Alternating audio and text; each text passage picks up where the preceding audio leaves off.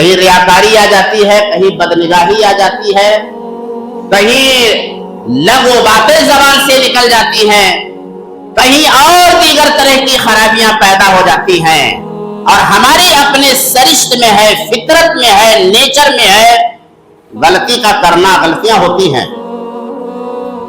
لیکن میرا رب جو ساتویں آسمان پر ہے، عرش اعلیٰ، عرش عادل پر جو ہے مستوی ہے، وہ ہمارے اور آپ کے اوپر کتنا مہربان ہے، اس کی عنایتیں ہمارے اور آپ کے اوپر کتنی ہیں کہ رب العالمین نے ہمارے اس روزے میں ہونے والے خلل کو، روزے میں ہونے والی کمی کو، روزے میں ہونے والے نقصان کو دور کرنے کے لیے اللہ رب العالمین نے صدقۃ الفطر کو فرض قرار دے دیا ہے۔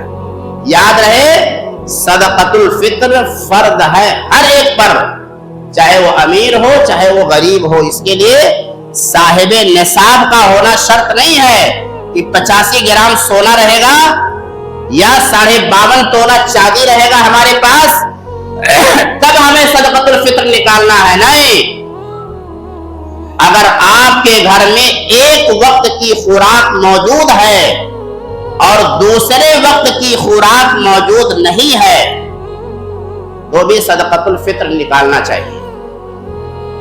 صدقۃ الفطر نکالنا چاہیے، فرض ہے۔ اللہ کے نبی جناب محمد رسول اللہ صلی اللہ علیہ وسلم نے اسے فرض کیا ہے۔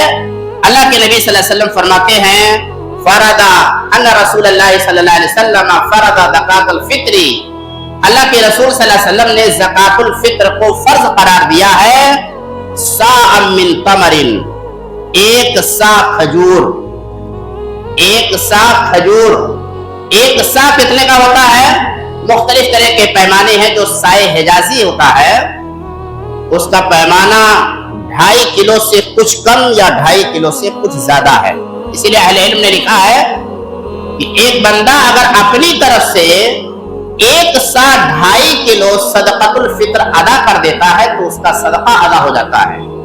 صاع من تمر، ایک سا کھجور، او صاع من شعیر، یا ایک سا جو، 2.5 کلو جو، اور کس کے اوپر ہے؟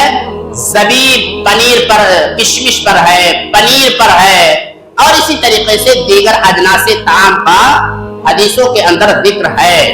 اور یہ کس کے اوپر فرض ہے؟ علی کل حر، ہر آزاد پر، غلام پر، چھوٹے پر، بڑے پر، مرد پر، عورت پر، یہاں تک کہ وہ بچہ جو ایک بھی روزہ نہیں رکھتا ہے اس کے اوپر روزہ فرض نہیں ہے، اس کے اوپر بھی صدقۃ الفطر فرض ہے۔ صدقۃ الفطر اس کے اوپر بھی فرض ہے۔ تو یہ اللہ کے نبی صلی اللہ علیہ وسلم نے فرض قرار دیا ہے، اور فرضیت کا بنیادی مقصد رمضان کے اندر ہونے والی ہماری غلطیوں کا کفارہ ہے، غلطیوں کو مٹا دینا ہے۔ جو کمی روزے کے اندر رہ گئی ہے اس کی تلافی ہو جائے، وہ کمزوری دور ہو جائے۔ امام بخاری رحمہ اللہ نے باب فرض صدقۃ الفطر باب باندھا ہے، اور یہ بتایا ہے کہ صدقۃ الفطر سنت مؤکدہ نہیں ہے، سنت نہیں ہے، نفلی صدقہ نہیں ہے یہ، بلکہ یہ فرض ہے۔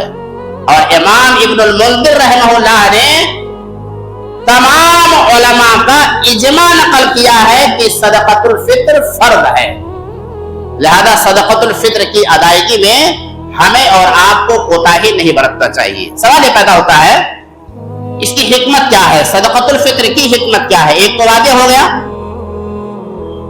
صدقۃ الفطر کو اللہ رب العالمین نے فرض کیا ہے تاکہ بندے کے اندر شکر جیسی خوبی پیدا ہو۔ ہم نے اس مہینے کے اندر روزہ رکھا ہے، صدقہ کیا ہے، تلاوت کیا ہے، شیطان کو اللہ نے قید کر دیا ہے، تلاوت کیا، توبہ استغفار کیا، رب العالمین سے دعائیں کی، اتنی ساری عبادتیں جو ہم نے ادا کی ہیں، اس کے شکریہ کے لیے اللہ تبارک و تعالیٰ نے صدقۃ الفطر کو فرض کیا ہے تاکہ اس کے ذریعہ ہم اللہ کا شکر ادا کر سکیں. ایک حکمت اس کے پیچھے یہ ہے. دوسری حکمت جو رسول اکرم جناب محمد رسول اللہ صلی اللہ علیہ وسلم نے فرمائی ہے کہ فرض رسول اللہ صلی اللہ علیہ وسلم زکات الفطر طہرۃ للصائم، روزہ دار کا روزہ صاف ستھرا ہو جائے، من اللغو والرفث، جو رمضان کے مہینے میں روزہ رکھتے ہوئے لغویات لغو باتیں وہ کرتا رہتا ہے. رمضان کے مہینے میں لغو کسے کہا جاتا ہے؟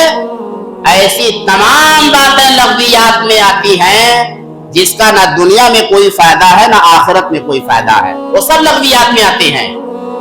اور اللہ رب العالمین نے عباد الرحمن کی صفت بیان کی ہے کہ جب ان کا گزر کسی لغویات کے پاس سے ہوتا ہے، فضول باتوں اور فضول کاموں سے ہوتا ہے، مرو کرامہ انتہائی شرافت کے ساتھ اس مجلس کو چھوڑ کر کے ہٹ جاتے ہیں.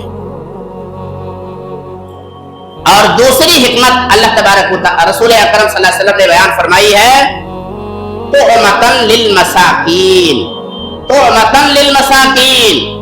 رسول اکرم صلی اللہ علیہ وسلم نے زکات الفطر کو فرض کیا ہے تاکہ سماج کے غریب اور نادار لوگ جن کے پاس اتنے پیسے نہیں ہوتے کہ وہ اپنے بچوں کے لیے کپڑا لے آئیں، اپنے گھر میں 2 وقت کی روٹی کا انتظام کر سکیں، سیوئی لے آئیں، میٹھی چیز کوئی کھانے کے لیے اپنے گھر میں لے آئیں، اور جس طریقے سے عام مسلمان خوشیاں مناتے ہوئے نئے کپڑے پہن کر کے عیدگاہ کی طرف تکبیر کو بلند کرتے ہوئے جاتا ہے، وہ بھی کاندھے سے کاندھے ملا کر کے ہمارے اور آپ کے ساتھ چل سکیں، وہ بھی خوشیاں منا سکیں.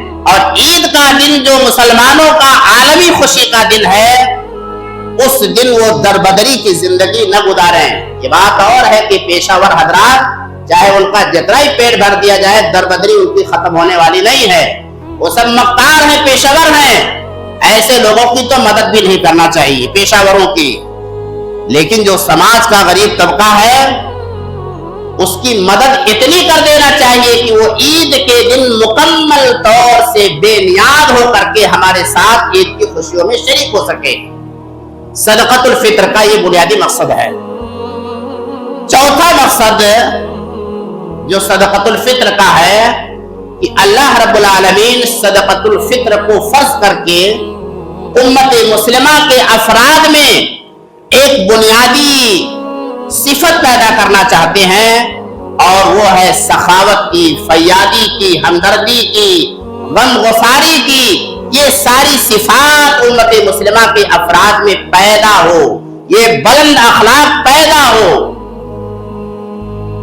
اللہ کے نبی صلی اللہ علیہ وسلم فرماتے ہیں خیر الناس من ينفع الناس، لوگوں میں سب سے اچھا وہ ہے جو لوگوں کے لیے نفع بخش بنے، لوگوں کو فائدہ پہنچانے والا بنے، وہ لوگوں میں اچھا ہے. اپنے لیے کون جیتا ہے؟ اپنے لیے جانور جیتا ہے، انسان نہیں. انسان دوسرے کے لیے جیتا ہے، وہ اپنی ضرورتیں بھی پوری کرتا ہے اور دوسرے کا بھی خیال رکھتا ہے، فائدہ پہنچانے کی کوشش کرتا ہے. اور جو جانور ہوتا ہے، ایک ہڈی اگر آپ ڈال دیں تو 4 کتے اسے نوچنے کے لیے تیار ہو جاتے ہیں، مجھے مل جائے، مجھے مل جائے، مجھے مل جائے. یہ انسانی صفت نہیں ہے، جانوروں کی صفت ہے. اللہ رب العالمین نے صدقۃ الفطر کو مسلمانوں کے درمیان ایک بلند اخلاق پیدا کرنے کے لیے صدقۃ الفطر کو فرض قرار دیا ہے. لہذا یہ صدقۃ الفطر فرض ہے اور یہی اس امت کی پہچان ہے. ایک چیز اور ہے، اور وہ یہ ہے کہ صدقۃ الفطر نکالا کتنا جائے. شروع میں بات آ گئی ہے، ایک سا نکالنا ہے. حضرت ابو سعید خدری رضی اللہ تعالیٰ عنہ حدیث راوی ہے، وہ فرماتے ہیں قلنا نخرج اذا كان فينا رسول الله صلی اللہ علیہ وسلم زکاة الفطر عن كل صغير وكبير وحر ومملوك صاعا من طعام او صاعا من عقد او صاعا من شعير او صاعا من زبيب. کئی اصناف کا تذکرہ ہے. وہ کہتے ہیں کہ ہمارے درمیان جب اللہ کے رسول صلی اللہ علیہ وسلم موجود تھے تو ایسے موقع پر ہم لوگ ہر چھوٹے بڑے، مرد و عورت، غلام اور آدات کی طرف سے ایک ساتھ طعام کھانا نکالا کرتے تھے. کھانے کا مطلب یہ ہے کہ جو انسان کی غذا ہے، چاول ہے یا گیہوں ہے، چنا ہے، مٹر ہے، جو انسان کی غذا ہے، اور علاقے کے حساب سے انسان کی غذا الگ رہتی ہے. کسی علاقے میں چاول زیادہ کھایا جاتا ہے، کسی علاقے میں گیہوں زیادہ کھایا جاتا ہے، کسی علاقے میں کھجور زیادہ کھائی جاتی ہے. تو اللہ کے نبی صلی اللہ علیہ وسلم نے اصناف میں سے کسی صنف کو متعین نہیں کیا ہے، جس کی جو غذا ہے وہ ایک سا نکالے. تو ہم نکالتے تھے، کہتے تھے کہ ہم نکالا کرتے تھے ایک سا اناج، ایک سا پنیر، ایک سا جو یا ایک سا کشمش. اچھا، اصناف کچھ بھی ہو، پیمانہ ایک تھا. کھجور بھی ایک سا، پنیر بھی ایک سا، اور ایسے کشمش بھی ایک سا، سب ایک سا. اس کے بعد کہتے ہیں کہ جب حضرت معاویہ رضی اللہ تعالیٰ عنہ مسلمانوں کے خلیفہ بنے، امیر بنے، وہ آئے ایک مرتبہ مکے میں حج کرنے کے لیے، عمرہ کرنے کے لیے آئے. تو انہوں نے منبر پر چڑھ کر کے لوگوں کو مخاطب کیا، اور مخاطب کرتے ہوئے کہا انی ارا ان مدین من ثمراء الشام تعدد صاعا من تمر.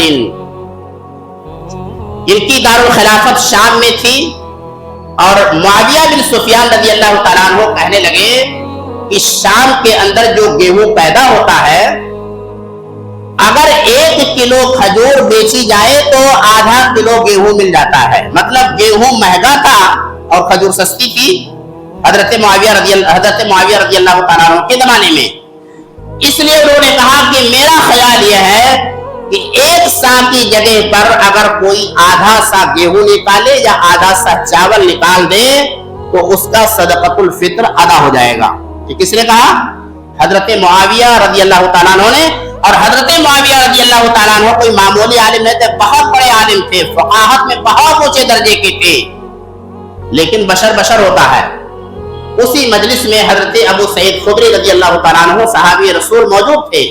انہوں نے کہا کہ رسول اکرم صلی اللہ علیہ وسلم کے زمانے میں چاہے کھجور نکالا جاتا ہو، چاہے کشمش نکالا جاتا ہو، چاہے پنیر نکالا جاتا ہو، چاہے جو نکالا جاتا ہو، نبی گرامی صلی اللہ علیہ وسلم نے پیمانہ چینج نہیں کیا تھا.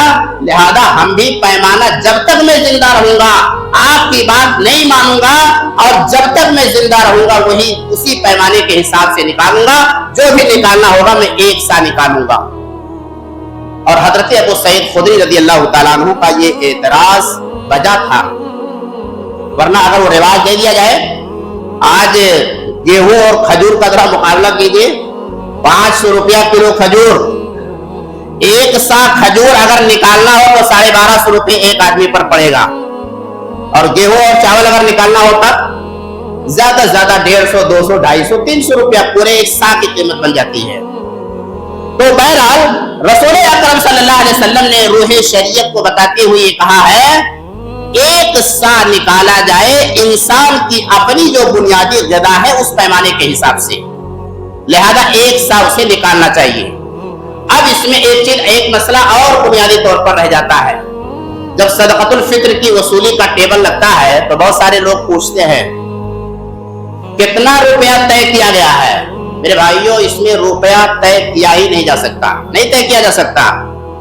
اس لیے کہ کھانے پینے کا جو معیار ہے وہ ہر گھر کا الگ الگ ہے. ایک گھر کے لوگ ہیں جو 60 روپیہ کلو چاول خرید کے لاتے ہیں، بعض لوگ 70 والا لاتے ہیں، 80, 90, 150, 200, 250 روپے کلو چاول خریدتے ہیں. جیسی اللہ رب العالمین نے جس کو وسعت دی ہے اس کے اعتبار سے وہ کھاتے ہیں. تو انسان اپنے گھر میں جو غذا کھا رہا ہے، زیادہ کھا رہا ہے جس کو، اس غذا کو نکالے 2.5 سا. اب مان لیجئے کہ اگر 250 روپے کلو چاول اگر کوئی کھاتا ہے تو اسے کتنا نکالنا چاہیے؟ 625 روپے نکالنا چاہیے. اور 40 روپیہ کلو والا اگر کوئی کھاتا ہے تو اسے 100 روپیہ، اور 50 والے کو 125, اور 60 روپیہ والے کو 150 روپیہ نکالنا چاہیے. اس لیے پیسہ رقم متعین نہیں کی جا سکتی. آپ خود فیصلہ کریں کہ میرے اپنے گھر میں جو میں غذا کھاتا ہوں وہ کتنے کلو کا ہوگا. بعض لوگ آتے ہیں اور کہتے ہیں میں تو گوٹے والا کھاتا ہوں، فری ملتا ہے. ارے بھائی، اگر آپ کو فری ملتا ہے تو فری کا ہے نہیں. وہ हुकूमत सब्सिडी देती है उस पर, वो भी 40-45 रुपया किलो रहता है, तो हुकूमत की तरफ से आपको फ्री हो गया, लेकिन हकीकत में वो फ्री है नहीं, हुकूमत उसका खर्च बर्दाश्त करती है। लिहाजा ये सब हुज्जत न करके आप अपने घर पे अंदाजा लगाएं कि मैं जो गेहूं खा रहा हूं, ये चावल खा रहा हूं, ये किस लेवल का है, और उसके बाद 2.5 किलो के हिसाब से सोच करके उसे सदक़तुल फित्र पर निकाल देना चाहिए।